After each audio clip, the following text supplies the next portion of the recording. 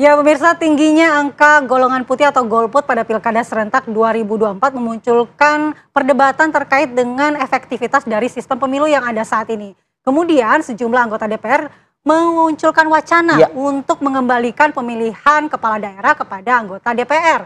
Nah, apakah ini efektivitasnya lebih baik atau apakah memang ini adalah penyebab dari tingginya golongan putih atau golput itu sendiri Ya. atau mungkin ada faktor-faktor lain? Nah, Nanti kita kita coba. akan membahasnya dengan sejumlah narasumber. Sudah bergabung bersama kami di studio Bang Jerry Sumampau, Koordinator Komite Pemilih Indonesia dari TEPI. Ya, Selamat pagi, Bang. Selamat pagi, Pagi. Bang. Sehat, Bang? sehat, alhamdulillah. Oke, kemudian Lama melalui nggak Zoom. ketemu kita ya. Lama kita nggak ketemu. Oke, kita akan sapa juga Bang Jasil Fawait, Waketum PKB sekaligus Ketua Fraksi PKB DPR RI. Selamat pagi, Bang. Assalamualaikum, Bang Jazil. Pagi Mas Arief, Mbak Mala, dan Mas Jerry. Apa kabar? Sehat Ya, semuanya? assalamualaikum Bang Jazil. Iya, Sehat ya? Sehat. Bang Sehat, Jasil. alhamdulillah. Oke. Oke, Bang Jasil, kita mau tanya nih, usulan untuk mengembalikan pemilihan kepala daerah kepada DPRD ini apakah tidak muncul kekhawatiran bahwa amanat demokrasi di mana hak untuk memilih pemimpin ada pada rakyat ini bisa dicederai begitu, Bang?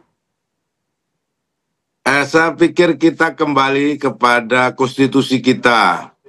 Pertama, dengan Pancasila sila keempat, kita mengakui bahwa kerakyatan yang dipimpin oleh hikmat kebijaksanaan dalam permusyawaratan perwakilan. Artinya memang model perwakilan demokrasi Indonesia itu memiliki kekhasan tersendiri. Nah, khusus untuk gubernur, sesuai dengan amanat Undang-Undang Nomor 23 tentang pemerintahan daerah pasal 91 dijelaskan bahwa gubernur adalah kepanjangan tangan dari presiden atau pemerintahan pusat. Nah, ini yang perlu saya bahas. Jadi dalam posisi seperti ini sesungguhnya untuk pemilihan gubernur akan lebih baik kita kembali pada filosofi permusyawaratan perwakilan, sekaligus kita memandang posisi gubernur sebagai perpanjangan tangan dari pusat. Karena di dalam undang-undang pemerintahan itu, otonomi daerah itu ada di tingkat 2. Jadi biarlah masyarakat memilih calon pemimpinnya sesuai dengan daerah otonominya. Kabupaten kota, mereka dipilih secara langsung.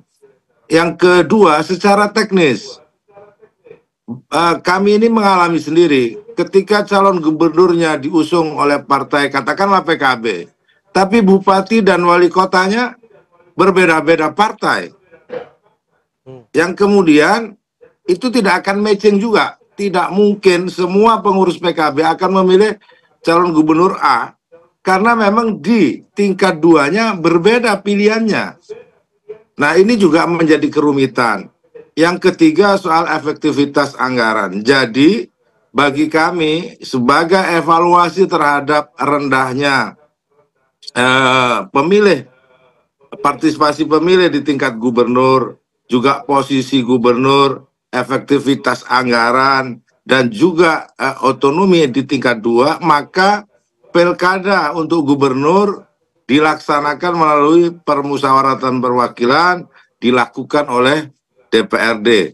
Saya pikir itu akan lebih baik untuk masyarakat kita. Yang terakhir, coba bandingkan gubernur yang dipilih ketika melalui DPRD sebelum tahun 2004 dengan 2004 sampai ke sini, berapa gubernur yang bermasalah korupsi? Hampir 20%. Ada 9 gubernur kalau tidak salah yang bermasalah dengan hukum. Bahkan kemarin ketika proses pemilihan gubernur di hari tenang bahkan itu terjadi penangkapan terhadap calon gubernur. Apa masyarakat juga kehilangan kepercayaan terhadap calon-calon yang ada, Keras. termasuk juga masalah kehilangan kesempatan untuk memilih calonnya yang sudah kampanye berbulan-bulan, tiba-tiba kena masalah hukum pada hari H. Saya pikir itu evaluasi-evaluasi yang kemudian bagi kami akan lebih Baik, Bang Jazil. baik kalau dipilih oleh DPRD. Baik. Bang Jerry, Ada komentar terkait dengan 4 poin yang disampaikan oleh Bang Jazil, yang tentu ini bukan pemikiran Bang Jazil saja. Ada beberapa anggota dewan kita mungkin yang sama pemikirannya. Iya, saya kira kebiasaan kita begitu ya. Ada satu fenomena tertentu, lalu dorong perbaikan. Nah, sebetulnya kalau di NU sendiri wacana ini kan sudah sejak lama. Dulu almarhum Kiai Hasim itu sudah pernah mengusulkan Hal yang sama. ya supaya pilkada ini dikembalikan ke DPRD. Tapi alasan yang waktu itu menguat dan dikemukakan itu karena pemilihan langsung ini memang menimbulkan polarisasi di masyarakat. NU misalnya mengalami itu langsung di Jawa Timur ya, di mana kader-kader NU itu bertarung lalu melibatkan umat juga gitu ya, karena umat terbelah ke satu calon dengan calon yang lain. Nah hanya sebetulnya begini, kalau kita bicara pilkada langsung atau tidak langsung gitu ya, kan ada paling tidak ada 4 prinsip tuh. Yang pertama soal efisiensi. Ya. Pemilihan di DPRD lebih efisien gitu ya, karena dia dipilih oleh DPRD, uang yang dikeluarkan tidak banyak. Ya. Mungkin juga kita bisa berpikir politik uang bisa diminimalisir, meskipun saya nggak yakin akan hilang. Iya. Politik Karena- uangnya lari ke DPR kan bisa juga, Bang. pindah tempat aja gitu ya. Pindah kamar jadi. Pindah kamar gitu ya, bisa lebih besar juga di sana gitu ya. Kalau 50 anggota DPR misalnya, Iya. tinggal dihitung Pasang tarif satu-satu. berapa gitu. Iya, gitu ya. Lebih Nah, gede. tapi yang kedua, yang paling penting saya kira soal partisipasi. Kalau kita mau dipilih oleh DPRD, kita kehilangan partisipasi, ya. Esensi pemilu atau pilkada itu kan juga partisipasi. Artinya keterlibatan masyarakat ini, meskipun ada problem tadi ya, politik uang dan lain-lain, tapi sebetulnya sekarang ini masyarakat sudah menikmati keterlibatan itu ya, dalam pelaksanaan pilkada langsung. Yang ketiga, itu soal transparansi. Nah, transparansi ini ya bisa lebih problem kalau di DPRD, karena calon itu akan dipilih oleh segelintir orang saja. Ya, sehingga kemudian nggak terlalu penting mungkin transparansi ke publik. Padahal salah satu esensi memilih kepala daerah itu di soal itu. Yang keempat itu soal akuntabilitas. Nah, kalau dipilih oleh DPRD, pertanggungjawaban calon ini akan lebih kepada beberapa orang yang ada di parlemen, gitu ya. Ke publik itu nggak menjadi terlalu penting. Tidak menyentuh langsung. Iya, gitu.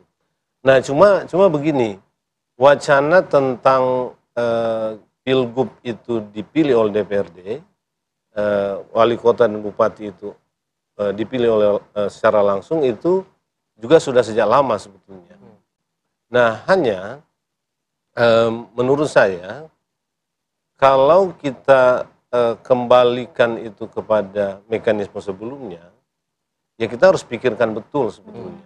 Karena begini, tadi Bang Jasil itu mengemukakan beberapa catatan ya, atau alasan ya. Tapi yang paling penting begini, kita tahu sekarang ini, kita lihat dalam pilkada kemarin, mobilisasi dan strategi pemenangan itu juga menggunakan pejabat-pejabat daerah. Nah, ini kalau konteks politik kita masih seperti sekarang gitu ya, ini akan makin memperkuat oligarki. Kenapa? Karena pemerintah atau presiden itu punya tangan-tangan langsung di daerah, yang bisa dia setir dan atur dari sini, gitu ya, untuk melakukan mobilisasi terhadap daerah-daerah, gitu ya, yang ya dia ingin supaya partainya menang di sana. Dan sekarang kita lihat sebetulnya dalam pilkada 2024 kemarin, 27 November yang lalu, kita bisa lihat tuh kemenangan dari koalisi Kim Plus di mana presiden itu ada di situ, itu banyak sekali. Dan sudah umum dibicarakan bahwa salah satu mobilisasinya itu adalah lewat pejabat-pejabat daerah.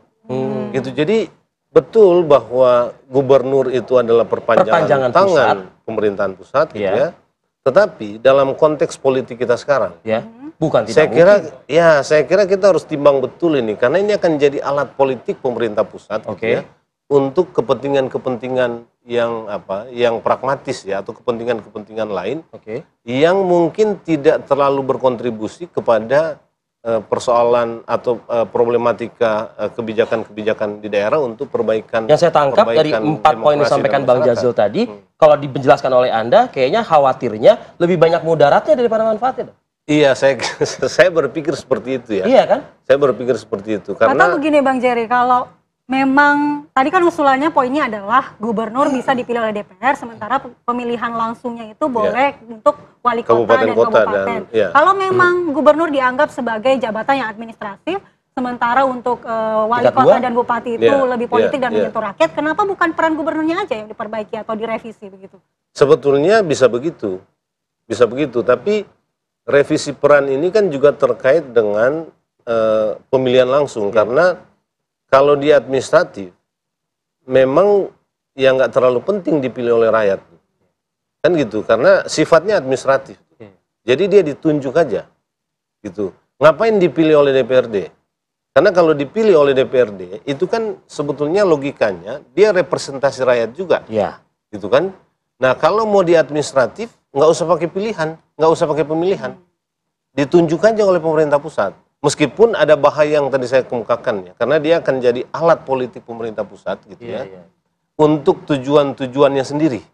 Kalau tujuannya baik, oke gitu, tapi saya agak ragu sekarang karena praktek kita sekarang aja Anda sudah melihat ada. Ya, betul. Ada. Gitu. Ini kan kita makin oligarkis gitu. Jadi Oke. yang saya khawatirkan itu dia akan menjadi tangan-tangan oligarki pusat untuk daerah. Gitu. Memang betul Bang Jazil bilang ya, sekarang ada problem. Keterpilihan di provinsi dan kabupaten kota seringkali nggak sama.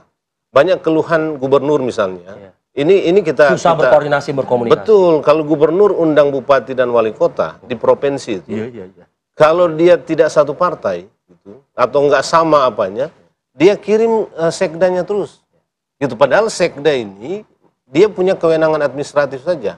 Terbatas. Kewenangan terbatas. Dia harus tanya bupatinya, wali kota. Ini Pak Gup ini bilang begini, kita koordinasi gimana gitu ya. Kalau nggak cocok nggak jalan memang gitu. Itu kendala juga yang memang kayak harus kita cari. Sumatera Utara sebelumnya lah ya gitu ya mungkin. Ya sebetulnya juga ada Jawa Tengah ya, yang kasus Pak Jokowi dulu kan. Iya. Oke. Nanti Bang Jazil bisa berkomentari. Banyak mudaratnya Bang Jazil. Kalau tadi Anda menyebutkan ini sesuai dengan sila keempat Pancasila ya. Usai jeda Bang Jazil, kita lanjutkan diskusi kita. Kami akan kembali saat lagi.